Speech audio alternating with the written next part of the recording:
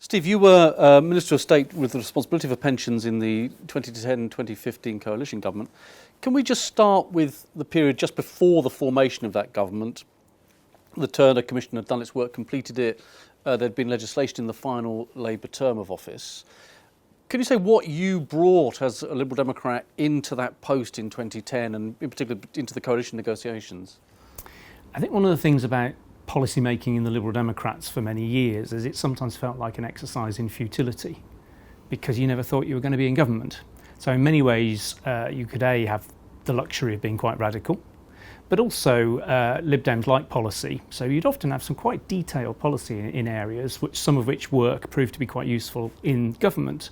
But pensions wasn't really one of those areas. We'd focused a lot on the state pension because we felt that that's where the politics was. And so the triple lock idea, which we took into the coalition negotiations, was saying, well, it was a useful political argument to say, as Lib Dems, you need to distinguish yourself from Conservatives and Labour. So you could say the Conservatives broke the earnings link, Mrs Thatcher 1980 and all of that, but that Labour and Gordon Brown had done 75p. So how are we different? Well, not only would we restore the earnings link, which by then was Labour policy, but we'd never have another 75p, hence the 2.5%. And that's really where the triple lock idea came from. And what was interesting, I think, in the coalition discussions was that I'm told that the Conservatives went off to the Treasury civil servants and said, the Lib Dems want this triple lock, what do you think? And the civil service came back and said, won't cost us much, inflation's always going to be 2.5%, you can give it to them. So it went through that easily, did it? I understand it was a fairly painless offer. Obviously, the bill rose somewhat when we got to, a few years later, zero inflation and that kind of thing. But at the time, it didn't seem like much to give away. So you went into the Department of Work and Pensions. You had a Conservative Secretary of State in Duncan Smith. You were responsible for pensions. What did you have a lot of autonomy in that brief? Was your Secretary of State, it looks like he was more concerned with universal credit and welfare reform than pensions, is that right? I think it was, for me, a happy confluence of circumstance. I mean, first of all, there were only two Conservative MPs who lost their seat at the election, and one was Nigel Waterson, who had been the pensions spokesperson. So there was a pensions gap. There wasn't, as such, a pensions expert on the Conservative benches thinking that's my job. I mean, Nigel, I'm sure, was thinking it, but sadly he wasn't in Parliament. And so I said to our lot, I'd shadowed DWP for years, so I wanted to be in that department, and there was a pensions gap, so it seemed an obvious role for me. And Ian Duncan Smith had, I often say he gets a lot of criticism, but if you think about it, he was Conservative leader, he was thrown out by his own party. It would have been incredibly easy to kind of go off, be a grandee on directorial boards, get rich and not do much. And what did he do? He sets up a think tank on social justice and then comes back into government with an agenda of welfare reform. And I think, although the context was multi-billion pound welfare cuts, universal credit was a multi-billion pound welfare expenditure, and in a way that made it more tolerable for me to be in the department. If it was just delivering welfare cuts, that would have been pretty tough, but to think that we were part of a reform as well was helpful.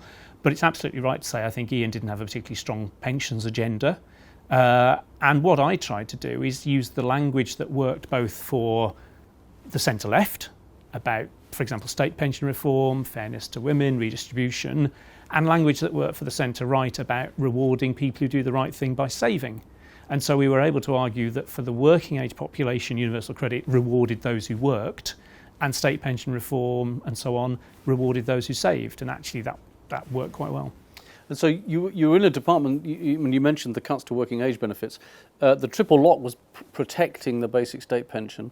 Other pensioner benefits were being protected too. I mean, you had a lot of, as it were, fiscal protection that perhaps wasn't true, well, certainly wasn't true of the rest of the department. Were you very conscious of that? Well, you were to a point, but the state pension swamps everything on the pension side of thing. Everything else is not quite rounding error, but it's pretty small beer. And because it was a coalition, you were absolutely in the room where some really very difficult decisions were being made about working age benefits and so on. But it did mean, for example, when we wanted to reform the state pension, the Treasury's answer was more or less, we don't much care what you do, but you can't spend 1 red cent more in any year. So we came up with reforms of the state pension that would cost a bit more in years 1 or 2, but save billions in years 6, 7, 8. And the Treasury said, go away. Because that's in the deficit reduction period in particular. So even though the transition to the new state pension could have been an awful lot smoother and cleaner than it actually was. The second we showed the Treasury a line above the zero for any year, it just didn't matter how many extra billions we could save them years down the track, they were just obsessed with the short term. And so you've spoken before about coming into that post in government, being presented by civil servants with lots of ideas. You had the coalition agreement obviously shaping the framework for what you wanted to do, but you made a particular policy priority of moving to the flat rate single tier pension. Can you say a bit more about that? I think my focus on the state pension was for a number of reasons. First of all, it's what I've been banging on about for years. Particularly the impact of pensions on women, the complexities of basic pension and SERPs and S2P and contracting out and GMPs, and it was just ridiculous. So the idea of a simple flat rate pension, which would be more redistributive, more pro women, simpler, and crucially would work better with auto enrolment. So we were about to put millions of people in low paid jobs into small pensions.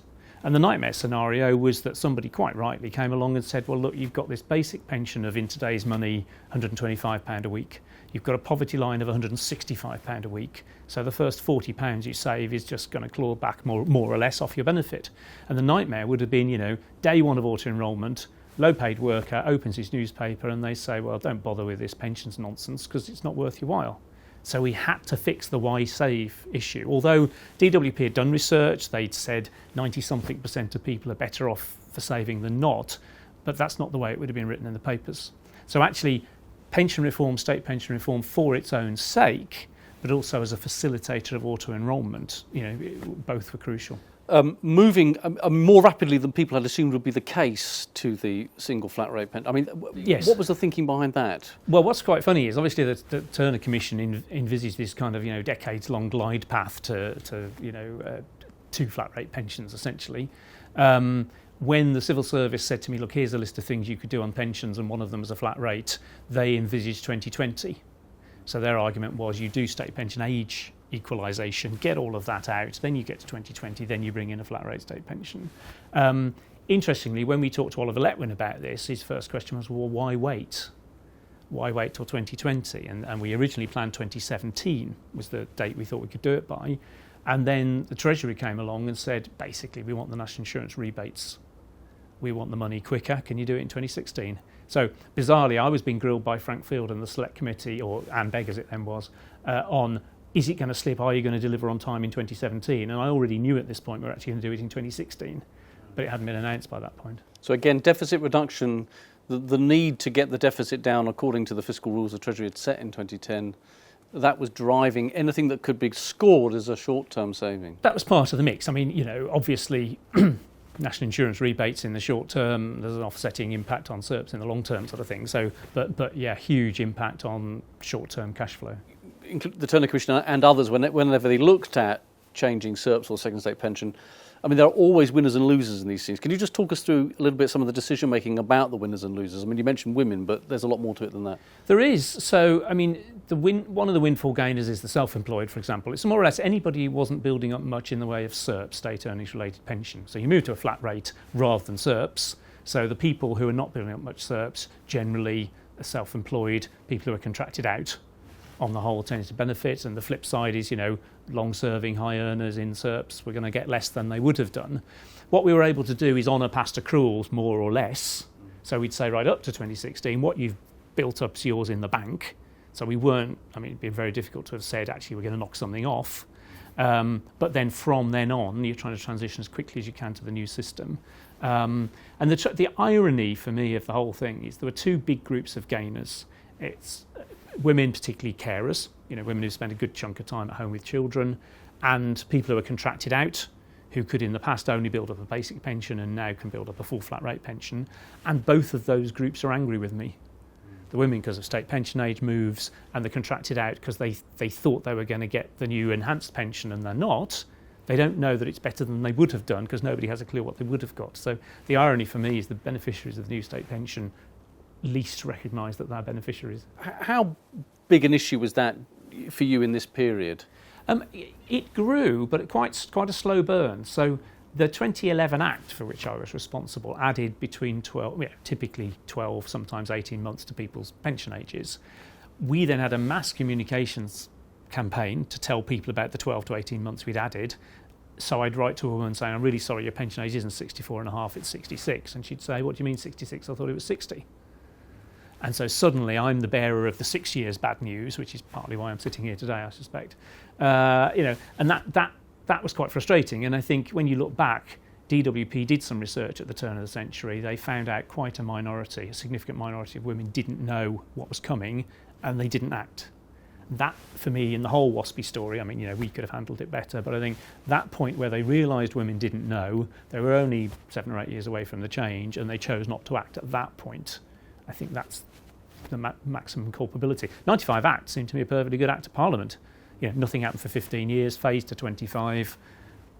Nothing wrong with it. It's just too many people didn't know. Can you just say a little bit about, obviously, the sort of the proposal for an auto-enrolment scheme of sort of soft compulsion, if you like, had come from the Turner Commission, but there was a lot of implementation still to do, a lot of detail before Nest gets up and running and so on. Can you just say a little bit about the process from 2010 through to 2014 with the creation of Nest? What was very striking in 2010 is you might have imagined that because of, I think, the 2008 Act, if I remember rightly, it was all kind of done deal. Legislation in place, Personal Accounts Delivery Authority, Nest, ready to go. And it turned out that we had to do quite a lot to make it work. And there was 2 particular things that we had to fix. One was, as planned, as long as you earned above what was the lower earnings limit for national insurance, the percentage then applied on the first pound. So let's say the floor was, in today's money, £6,000 a year. So if you earned £6,000 plus 1, you would have been enrolled on that final pound. So the mandatory percentage, which you remember came in at 1%, would have been a penny. So you would literally have had employers paying a penny into people's pension schemes. And the whole thing would have been derided, mocked. Employers would be saying, I've spent thousands of pounds on advice, admin, etc., setting up a pension scheme, and I've just been told I've got to put 15p. That would have actually... So for me, auto-enrolment was a really good idea, but the reputation could have been dragged down at any moment, and the media were itching to drag it down, because that's always the story, pension fiasco, scandal, crisis. Actually, they wanted to write, latest government initiative flops. So we had to think ahead, how is this going to go wrong? And the first issue was enrolling people on such low earnings that they'd be putting a penny in. So we did the Making Auto-Enrolment Work review in 2011 that Paul Johnson chaired. That came up with this idea of the second threshold, the 10,000 trigger, as it later became, which was at that stage, the tax threshold. So the argument was, when you earn enough to be paying tax, you get auto-enrolled, and the band of earnings on which you're enrolled is from the lower earnings limit up to what you earn, which would have just avoided the 1 penny issue. We get criticised now for that, for excluding very low paid workers, but actually without that, I think auto-enrolment would have probably collapsed. That's the first thing. And the second thing was the day one issue. So as things stood, you had to enrol someone into a pension the day they walked through the door. Now, the government had sussed that was a problem for seasonal workers, fruit pickers, Christmas posties, and they reasoned that most of these were students.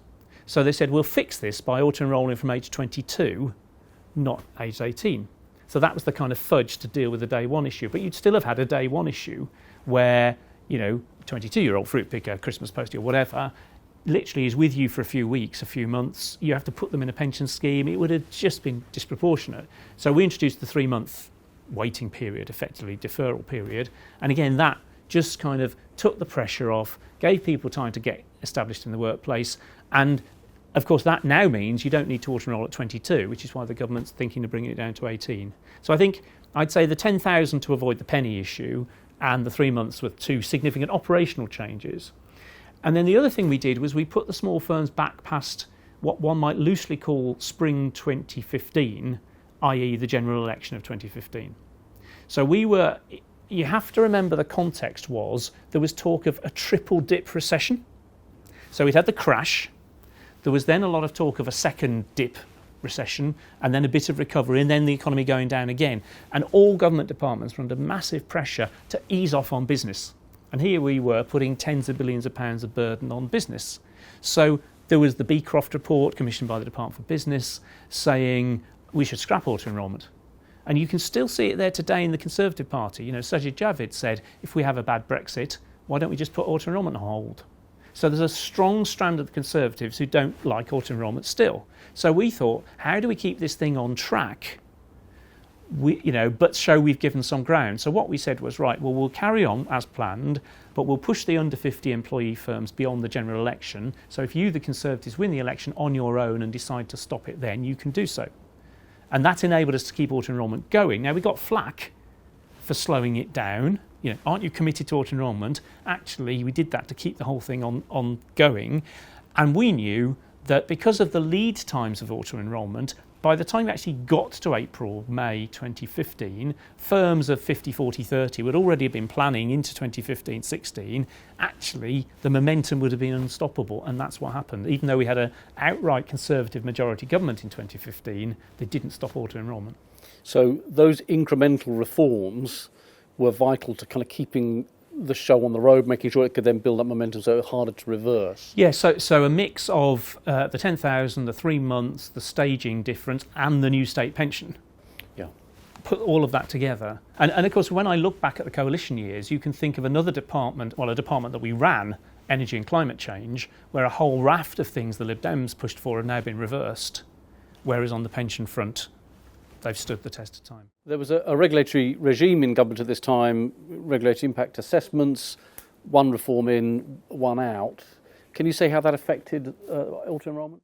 Well, one of the ironies of automatic enrolment was it was one of the biggest regulatory burdens on business, because not only setting up the pension schemes, but the employer contribution and so on ran into billions. And we had a regime where every pound of regulatory burden I put on business, I had to find a pound to take off. Now, there was nothing that was going to be on the scale of auto-enrolment. So the risk was the government's what they called one-in, one-out method would have been discredited early on by this massive piece of what was seen as burdensome regulation. Ironically, about the same time, we decided to use CPI as a measure of inflation, not RPI, and that had a knock-on effect on the cost of providing company pensions. So a company who'd promised to pay inflation-linked pensions only had to link them to CPI inflation, not RPI inflation. That saved businesses tens of billions on the other side of the balance sheet. So we as a department were able to say, actually, we're net deregulators, because although auto-enrolment's a big regulatory burden, CPI is a big piece of deregulation, and actually we were quite popular in government because there wasn't a huge amount of deregulation that went on anywhere else. Can we turn to the pension industry now and just ask a little bit about your engagement and relationship to the industry? Obviously, there's a question of Nest's role, whether it's a default or competitor, the charges. Can you just say a little bit about your experience of the pensions industry and how you related to it, what it wanted, what you were prepared to give? I think in the early days, people were quite relaxed about Nest. They could see that there was a whole lot of essentially what would be regarded as unprofitable business out there. The chip shop employs one person. There's no way you can make money out of that. So they were perfectly happy for Nest to be at that end of the scale. When there was some suggestion that Nest might be going to be the provider for, I think there's some talk for the BBC or somebody like that, people started getting a bit twitchy and saying, hang on, get your tanks off our lawn kind of thing. You're subsidised, we're not, we're going to compete with you. So there was a bit of that. But by and large, people could see that Nest was a force for good. It was having to think about a section of the market the industry hadn't really been interested in, and how best to meet their needs. So on the whole, I think there was a reasonable level of non-aggression. Politically, the pressure was to relax constraints on Nest, obviously, which we did, although we had to do it in a way that didn't upset the EU. So there was a lot of discussion as to what the EU would allow and what not. And we were getting flack from the opposition for not relaxing the rules more quickly. But we were getting feedback from the industry that if we went too far too fast, we'd have a state aid case, and that could have thrown the whole rollout of auto-enrolment in jeopardy. So again, I felt always I was carrying this fragile Ming vase, and whichever way I tipped, it could crash. And if we'd said, it's popular to free up Nest, we'll do it tomorrow, and then we'd had 18 months in the courts having a state aid case, no employer knowing if they could use Nest or not, that we'd have had to probably put auto-enrolment on hold for 18 months. Although there was a sort of, cheap opposition line that said, you're being too slow. I think we got it just right. We did lift the constraints, but we did it on the planned timetable. The other thing, the big thing I know I was frustrated by the industry about was two things really. It was charges and small pots. So taking them in reverse order, on small pots, clearly it was apparent we were going to have tens of millions of silly little pension pots all over the place, as indeed we are now starting to have. I mean, Nest is almost a home of lost pots, basically, at the moment, and that problem's going to get worse. So I advocated pot follows member, you change your job and the pot goes with you. I still think that's probably the right answer. Got massive pushback from the industry, partly legitimately, partly saying, for goodness sake, we haven't finished doing auto-enrolment, we haven't done the small firms, we haven't done the step up in contributions, it's just too much. I kind of get that to a point, but we now don't have a solution, and we're going to have 30-year-olds with 7 pensions, all of which are meaningless. So that remains unsolved, and the industry knew what it didn't like but hasn't really come up with any solution. And government's solution is a dashboard, so eventually we'll see all our silly small pension pots, but it doesn't quite solve the problem. So I think that's undone, unfinished business. Charges, I mean, this is a terribly broken market in the sense the consumer's not choosing the product, the employer is choosing, but it's the consumer who pays the price. So employers who chose a high charge pension, some employers just wouldn't care or wouldn't know or wouldn't ask because they weren't paying. It's the member's pension that the charge was coming out of. So something had to be done, not because most employees wouldn't get a reasonable deal because you either work for a big firm that takes it seriously or you end up in Nest, which was charge capped anyway, etc. But there would always have been, back to my reputational point, I think someone said in a debate, a man in a shiny suit in the West Midlands goes into a factory and says, I'll sort your pensions out for you. It's only 2% a year, and that gets into the papers and rip-off pension scandal, and off we go again. So the charge cap was as much about reputation. It was so that I could go on the television and the radio and say, when you put £1 in a pension, it costs you 80p because the government's chipping in. Your employer's putting in £1, so your 80p's turning into £2, and out of that £2, the people who are running it are taking less than a penny in the pound to run it. And suddenly that kind of sounds okay. I used to joke that I was the minister for a subject that never appeared in the headlines without the word crisis or scandal attached to it. But we just couldn't allow that to happen for auto-enrolment, and they were dying to write, rip-off pension charges stories. So in that case, then, where does the thinking about collective defined contribution come from? Is it just that you want something at scale for more of the market where pooling will have the effect of better returns, lower charges? So the thinking about collective DC was to say we'd really swung from one extreme to another in pension provision. We'd gone from traditional final salary, employer takes all the risks, to individual DC where the member takes all the risks. And it just struck me that, and I went to the Netherlands, I went to Scandinavia to see what went on there, and I just thought there is going to be a set of workplaces, a set of employers, a set of trade unions who want something somewhere in the middle. Not that that's going to be the norm necessarily. It's going to take a lot to persuade an employer who's given up on DB, gone straight to individual DC to sort of come back, but that there would be a place for some element of risk pooling and risk sharing.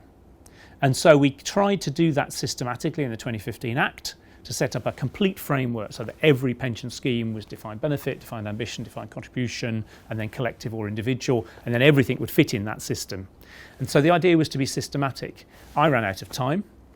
What then happened was a specific model, the Royal Mail collective DC came forward, classic, ticks all the boxes. Big scale, strong trade union, paternalistic former public sector employer. You can kind of, coming out of DB, you can think of 3 or 4 other big schemes that tick those boxes. And because they wanted to do a particular model and get on with it, there wasn't really the time, I think, to do all the detailed secondary legislation to make the 2015 Act framework work. They just wanted something quick and dirty to get their scheme up and running. And, the purist in me doesn't like that, but actually just see someone actually deliver it. And the big plus of the CDC arrangement, one of the big ones, is pooling of longevity risk in retirement. So at the moment, the model is individuals build up pots, probably don't buy an annuity, and they're on the hook for how long they live, so they have to deal with that uncertainty. And in the Royal Mail type scheme, the scheme will pay you a pension as long as you live, so you're pooling your longevity with the other members of the scheme, which you can see is attractive.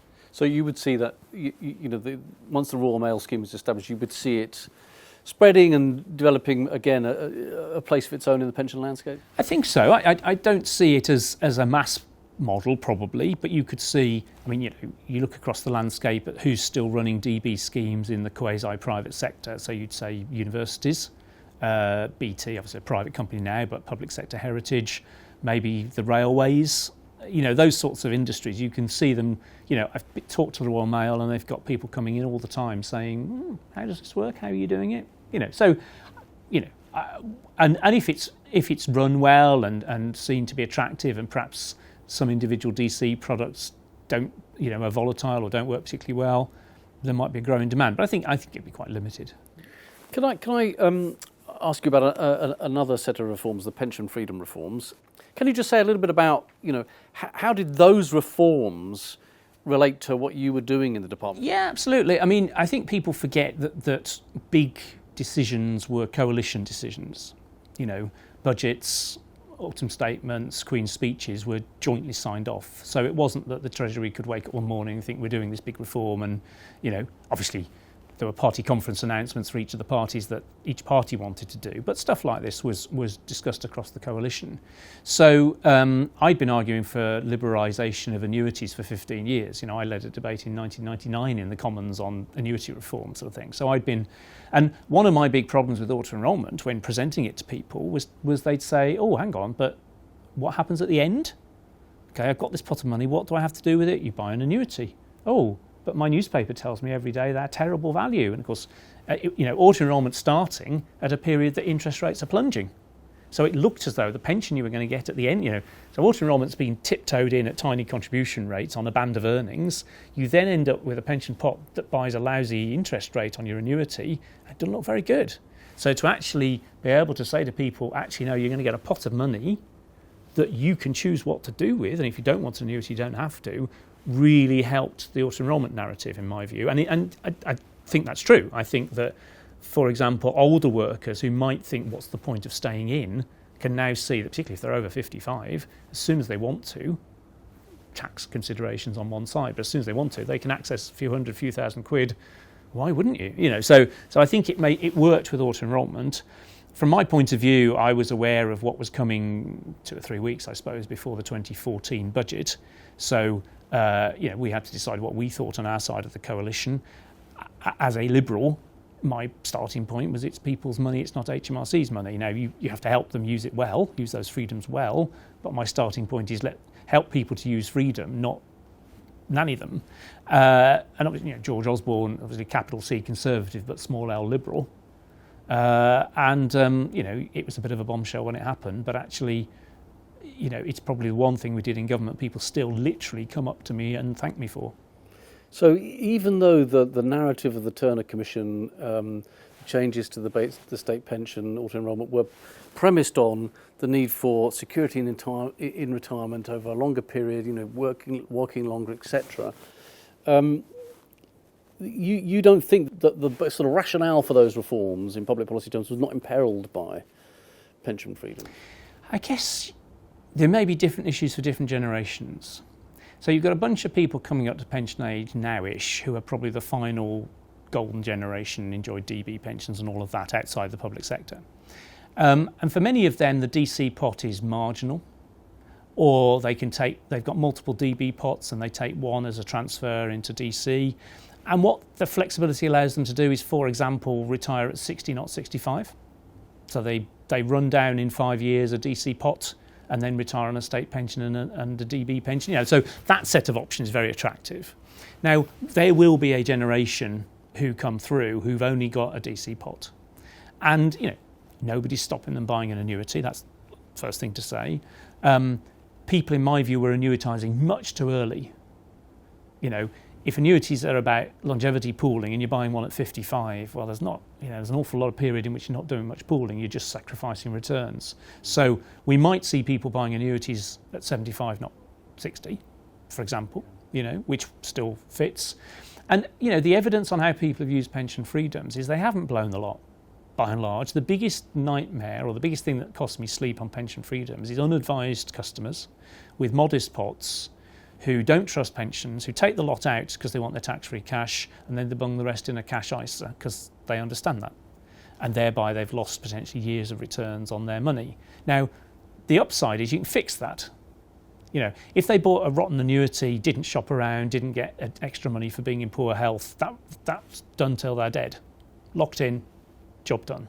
Whereas if they make a poor choice in pension freedoms, I mean, I'm not talking about being scammed here or something like that, but if they cash out and then they invest it rather poorly or cautiously, you can still do things about that. You can nudge people, you can have guided pathways and all that kind of stuff.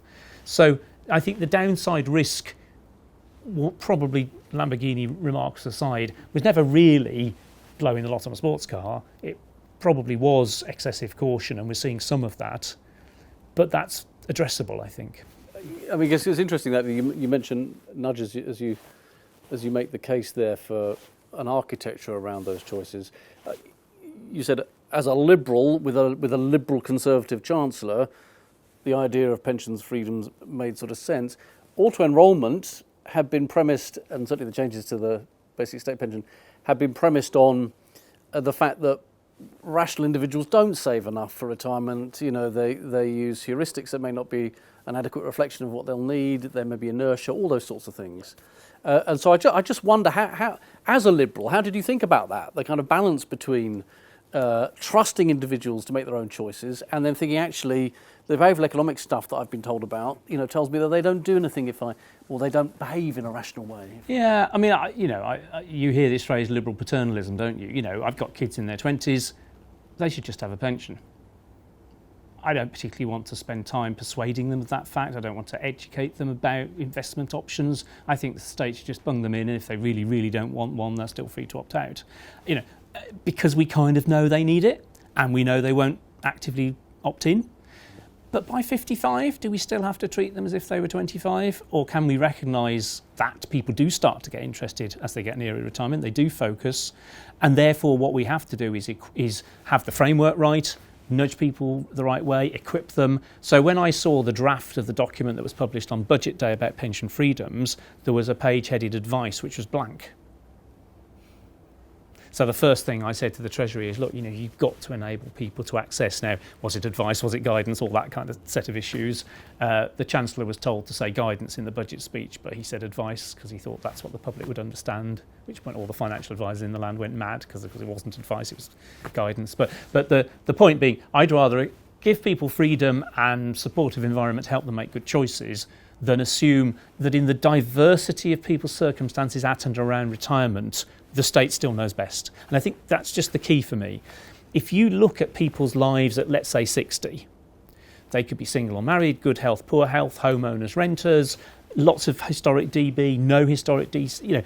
They are so diverse. They could be about to inherit a fortune from their 90-year-old grandparents, or they might have no inheritance, that the state prescribing a single route for them just is not going to fit in a way that for a 20-year-old just saying, just put some money by and get on with it, does.